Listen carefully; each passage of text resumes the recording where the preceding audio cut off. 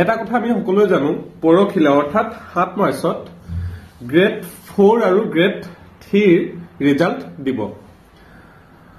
ইয়াত মই পাছো কৰিব পাৰো বা ফেইলো কৰিব পাৰো।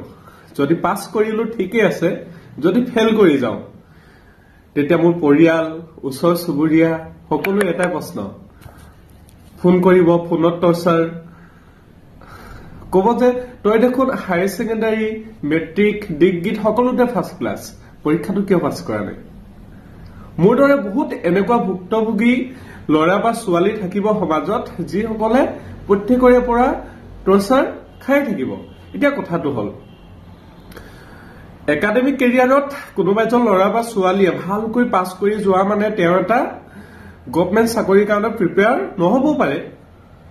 কাৰণ আমাৰ শিক্ষা ব্যৱস্থাটো এনেকুৱা এটা শিক্ষা ব্যৱস্থা যিটো এই একাডেমিক কেৰিয়াৰত পাছ কৰা আৰু চাকৰি কৰাৰ ক্ষেত্ৰত কোনো লিংকেই নাথাকে। আপোনালোকে ভাবিব যদি কিবা লিংক থাকে, এটা ল'ৰা ডিগ্ৰী পাছ কৰাৰ পিছত আকৌ নতুনকৈ প্ৰিপেয়াৰ হ'ব লাগে এটা পৰীক্ষাৰ কাৰণে।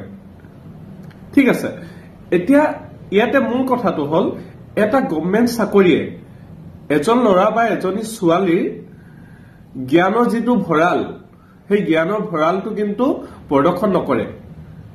সমাজত আমাৰ এনেকুৱা বহু ল'ৰা ছোৱালী আছে যিবিলাক বহুত জ্ঞানী, সামাজিকভাৱে, ৰাজনৈতিকভাৱে, অৰ্থনৈতিকভাৱে সকলোতে জ্ঞানী, কিন্তু তেওঁ এটা গভৰ্ণমেণ্ট চাকৰি নাপাবও পাৰে। তাৰ মানে এইটো নহয় যে সেই ল'ৰাজন বা সেই ছোৱালীজনী বুৰ্বক, অলগদ্ধ।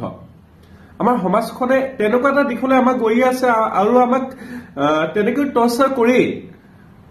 গতিকে এই ভিডিঅ'টিৰ দ্বাৰা মই সকলোকে এটাই আহ্বান জনাইছো, সকলোৱে বিচাৰে সেই ডিগ্ৰীত ফাৰ্ষ্ট ক্লাছ পাই অহা ল'ৰাটোৱে এটা চাকৰি কৰি সেই মহাবিদ্যালয়খনৰ, সেই স্কুলখনৰ টিচাৰৰ ওপৰত বা প্ৰফেচৰ বিলাকৰ ওচৰত নিজৰ মূৰটো ভালকৈ দাগি থাকিব পাৰে। সকলোৱে সাফল্য বিচাৰে, কিন্তু হোৱা নাই, এইবাৰ নহব পাৰে। প্লিজ কথাবিলাক অলপ ভাবিব। কাৰোবাক মানসিকভাৱে এনেকৈ এটা পৰীক্ষা ফেইল কৰাৰ পিছত তেওঁক হাৰাশাস্তি দিবলৈ চেষ্টা নকৰিব।